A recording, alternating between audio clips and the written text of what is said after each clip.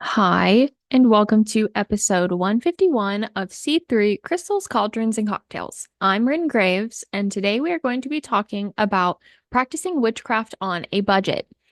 But first, before we get into any of that, I have a couple of statements. As you can see, I'm alone again, and right when River was getting better, she fell and hit her head and ended up in the hospital. So she thankfully got out of the hospital a couple days ago, maybe like 1 or 2 days ago. And I am recording this on Thursday, just because I've been backlogged in work and everything on my end. And of course, I went and visited her in the hospital. So we do ask you to kind of think about her and a kind of put good intentions on a fast and speedy recovery. She is doing fine, just resting and all of that. So yeah, it's been an eventful week and we haven't replied to emails and messages, and I will get to that as soon as I can. Probably after I finish recording this. And I want to say thank you for everybody who is patient and understanding of everything. And we know we are apparently, obviously, a hot mess this entire year. But our health, it does come first. And especially River right now. Um, so yeah. So this will probably be a relatively shorter episode. I tried to come up with some fun ways that we could save some money and practice witchcraft at the same time. Because let's be honest, times are tough. And even when they aren't, there's nothing wrong with trying to be practical with our money. So I know my husband thanks me for it. River's husband probably thanks her for it, but River's on the more expensive side, so maybe not so much. So if you are kind of budget conscious or anything like that and trying to make the magic happen without breaking your bank, I hope that some of my ideas kind of do some justice. And as of my drink, I'm not really drinking anything fun. It has been a long week, and we are in the midst of the hurricane and storm. I know my work is kind of frantic about it, and so if you are here and or being affected by the hurricane, please stay safe. And yeah, let's get into it. So, what are some ways to save some money and still do quality magic? And I will say, all magic is quality magic. It's just however you would like to practice. I know we preach that all the time, but we say do what you want. It is your way of doing magic. And these are all just kind of suggestions and maybe ideas for you to maybe integrate it into your craft. So I know that DIYs are also really fun. And I feel like that's a great way to imbue your magic even more, especially if you create it yourself and you can put the intention in creating it. So you can do maybe magic wands or brooms and besoms. I am getting ahead myself. But you can make wands, which I think is relatively cool. I really love a good wand. And so you can find gorgeous wands out there, of course. You don't have to spend a lot of money and it can already be done, but this one's so much more personalized and so much better. And let's say you go outside and you get a branch, and that's when you can integrate Mother Earth and Mother Nature into your craft for free, basically. So you can take a stroll in a local park. Maybe if you have some forestry around you, you can go and look for maybe a sturdy branch, something that calls out to you. Then you can give it a good scrub a dub. Don't I'm I have a joke, but River's not here, so I'm not even gonna try. But make sure you clean it. I am a clean freak, and so definitely make sure there's no critters coming home with you. There's no bacteria. There's no sap and stickiness. So just go ahead and give it a good scrub. You can add whatever you want. Maybe glitter. and your wand is ready. So you can be extra crafty and wrap it in twine or decorate it with feathers that you find laying around, maybe something you have in your house. If you're a craft fanatic like River, you might have all sorts of things that you can kind of imbue your wand with intent and all of that. For me, I really like the idea of using a branch and then you take some beautiful twine. Like I love the brown twines, but you can use whatever color, maybe yarn if you don't have twine, and just wrapping it around to have like maybe a softer handle or something like that. And it's so simple. Yeah, I love that aesthetic where I think that would work best for me. And just to remember, it's not the wand, it's your intent around it. It can't just be the wand. I'm not saying, but it's mostly in the intent of what comes with the DIY. And so you can also, I like this idea, is use sandpaper to smooth down the branches because some of them can be pretty, prickly or have some rough bark. So yeah, you can sand it down and smooth it down. And you can also maybe sand, or not sand, wow, stain your branch, but also be cautious because it could get on your hands. It could stain, your clothes and everything. And you can paint your branch. There's so many ways that you can kind of DIY this kind of magic wand. I really love about these things is because there's a lot of intent and customization that you can have for these things. Now, this one is pretty fun. You can potion brew with pantry staples that you have.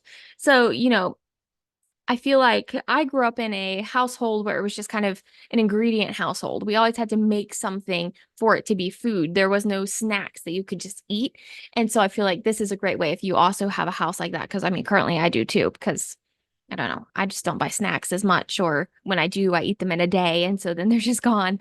So you can forget all those exotic ingredients and all of that. And I've gone and bought so many different ingredients to make like so many different things where I probably could have just saved a little bit of money in certain situations. So, search your kitchen. Some things get shoved all the way back into the pantry that you might not even know is there. And let's say you're not eating this, it could be a great way to make something out of it. So, you need a love potion. You can add a splash of vanilla extract mixed with a dash of maybe honey. That'll do wonders. And for prosperity, you can combine cinnamon and sugar and just don't eat it all before you're finished with your spell. I will say that. And then save your leftovers of herbs from dinner and use them maybe in a cup of tea. And that would be, good herbs. Maybe you have some, I was going to say basil, but is basil good in tea? I don't know. I'm like a pizza tea, maybe. But if you have like basil left over and you don't want to toss it out, and you can put it in your fridge and make a tea out of it or whatever it is. I like to use lavender. I can't grow it for anything, but I love to use lavender, and a lavender tea sounds amazing.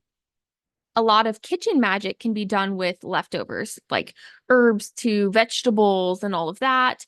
And a spoonful of leftover coffee grounds, and I like this because I always use coffee grinds in my stuff, can be used in a spell for energy, while a bit of old salt can be repurposed for maybe protection rituals. So if you can maybe combine those, maybe you'll have like a hyperactive protection ritual spell thing. The possibilities are endless. And so honey for sweetness and attraction spells, or garlic for protection. And so you can mix them together. Now, I would say honey is a bit expensive. I'm not gonna lie. So maybe you can sub your honey for something like maple syrup if you have it, or anything like that. Like the sweetness is for attraction. And I feel like the honey has a really good thick consistency, same as maple syrup, where everything's sticky and is attracted to itself. Anyways, so just research the magical properties of each ingredient that you have maybe shoved in the back of your cupboard, and maybe you can make something out of that. You can turn your meals into powerful spells while satisfying your hunger as well, while using what you have on hand, because I am a good kitchen witch, so use what you can. And then I would say that my favorite budget-friendly tip for the kitchen is, I mean, I love a good spice, but you don't have to buy top dollar spices. Now you can, but I do like the bougie spices as well as the budget spices. So I will say the budget friendly tip is you don't have to spend $5 on a small thing of garlic when you can get it for $1. The brand doesn't really matter. So next you can do candle magic on a dime. So you can store-bought candles, can be pricey, but you can make your own with wax scraps and old crayons. So you can melt those down and like those leftover candle stubs. I save all my candle wax after it goes down. So I have like a little plastic bag full of deliciously smelling little circles of wax and or crayon pieces. So you can pour them into a mold or a jar or whatever you have and use a candle wick. And so it not only will save money, but it'll also you'll be able to customize your candle color to match whatever your spell's intent is. There's so many things that you can use with this. And I kind of hit on all of these ideas, but there's a lot more you can do. Also, birthday candles are an easy fix for a cost of candles. You can get them at the dollar store or grocery stores, and they come in all sorts of colors. So that's a great way to, if you need, especially a candle that needs to be burned all the way down for your spell, the size and the colors can really come in handy, and you can pick whatever color and all of that. Next is charm bags from old socks. So I know, stinky socks, ew. But okay, so I've looked at craft stores and there's like little tiny bags for making charms and sachets, and they're very expensive. So you can repurpose an old sock or clothing bag, or if you have like an old t-shirt you don't like, you can maybe cut it up and make a little bag out of it and fill it with herbs and crystals and any other magical goodies that you have maybe lying around. You know, I have a lot and I have crystals that I haven't used and would like to use them for something. This is a great way to maybe kind of make a charm bag out of them or something.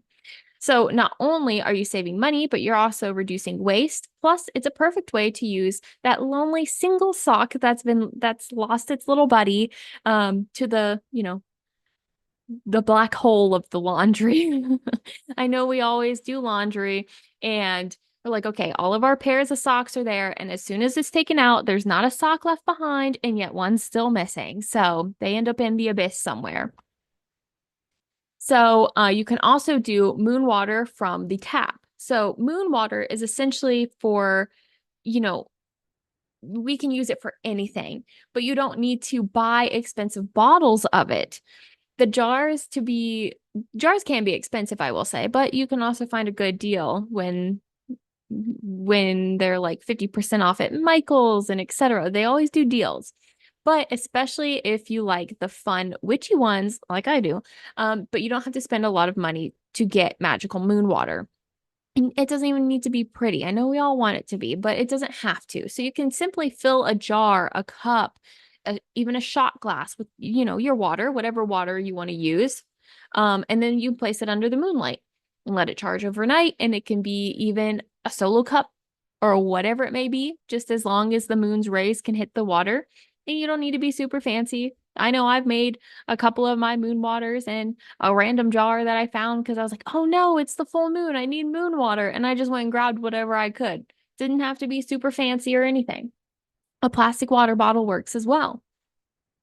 So next we have crystal magic and local finds. So we both spend way too much time and money on looking for those perfect crystals, but there are ways to find magical stones without spending a lot. You can take a walk in nature and look around for interesting rocks. A little cleaning and charging under the moon can turn them into potent magical tools, I believe. So check out what crystals and stones are native to your area and go on the hunt. So maybe if you have kids, take them along. This would be a great scavenger hunt. Like it would be so much fun, and it's kind of maybe family interactive. I know we don't really talk as much about involving your family in something like this. But this would be a great maybe scavenger hunt, or just a way to maybe if you're going to a park, just get your kids out while you're doing this as well. And I know that River and her husband have always gone on walks and everything like this, and they always somehow find arrowheads. I've never found a single one, but they have a cute little collection, and I know that she probably would have talked about this if in this little area if she were here. So you can also do a DIY tarot deck. So it is another place where we both spend way too much money, you know. Actually, I don't think I've bought a single tarot deck for myself. I think every single tarot deck that I have gotten has always been a gift from somebody, which I think is funny. Oh, wait, that's not true. I bought one for myself, and that's the one that hates me. So you can create your own if that's something that sounds very interesting to you. And you can use index cards and kind of be maybe your own artistic artist and artistic flair into this. You can sketch your own images or use collage techniques to make each card unique and yours. It can be literally made for your craft. Now, I would probably, instead of drawing, I'm a decent drawer, but I would want to use like little graphics off of maybe we use Canva or off of just Google and all of that. So I would probably print out some things or maybe design something on there myself and then print it out and like do my own little thing. Or I like the idea of index cards, but it just popped in my mind that if you get cardstock, I feel like cardstock is it's medium price, but you can cut it up. And so you can also save money in that way and use cardstock and print it out yourself if that's what you want. But you can sketch your own images, whatever it may be. And not only will the deck have like that complete personalization to it, you'll also get that satisfaction of knowing that you made it yourself. And if you really have no artistic talent, like I mean, I have medium. I'm medium. Or you just don't like your own art, you can use anything, like how I said. And they could be any size. You can really cater it to what you want. You can make a little mini tarot deck or a massive tarot deck. But that would be so much fun. And I would say that dollar stores have great resources for all this type of stuff. They have great candles and jars and everything like that. So check out your local dollar store as well, because that's a really good way to stay on a budget. Next, you can make your own spell books from the library. So why buy expensive spell books when your local library is a gold mine of information? Am I right? It's free, right?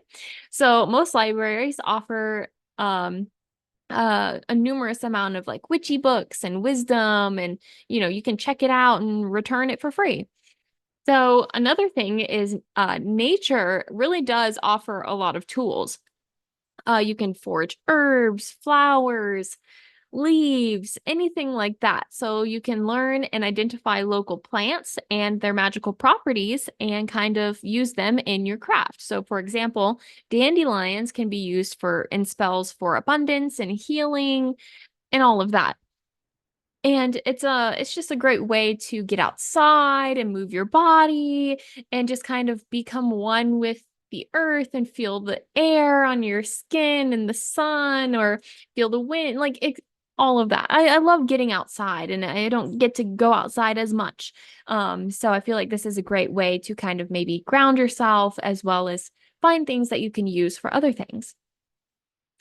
I like the idea of repurposing objects as well.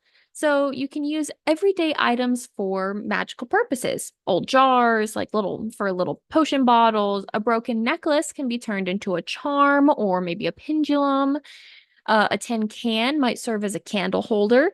Let your imagination run wild. I can't think of all of everything that you can do, because it's possibilities are endless. So a lot of cooking items come in cute jars, and so you can keep those and use those. I do love to keep a good jar, and my husband doesn't like that.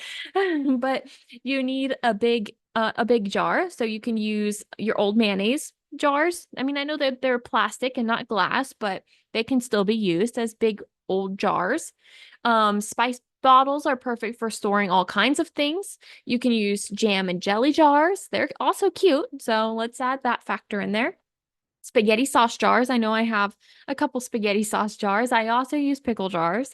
Old wine bottles, salad dressing bottles, anything. Like any type of thing can be used. So all of those that I just listed, I do keep. I do keep it. Oh gosh, my house is full. So there's also a tip for removing annoying labels. So when I try to save a jar, it's always scrub, scrub, scrub, let it soak in some hot water, scrub, scrub, scrub, and it just barely comes off. And so I'm just like, whatever, I'm just going to deal with like the sticky residue on the outside of my bottle. So my husband, he actually bought me it's called an adhesive remover. So you can buy one of those and it's not expensive at all. I think it's like $5 from like Lowe's, Home Depot, etc.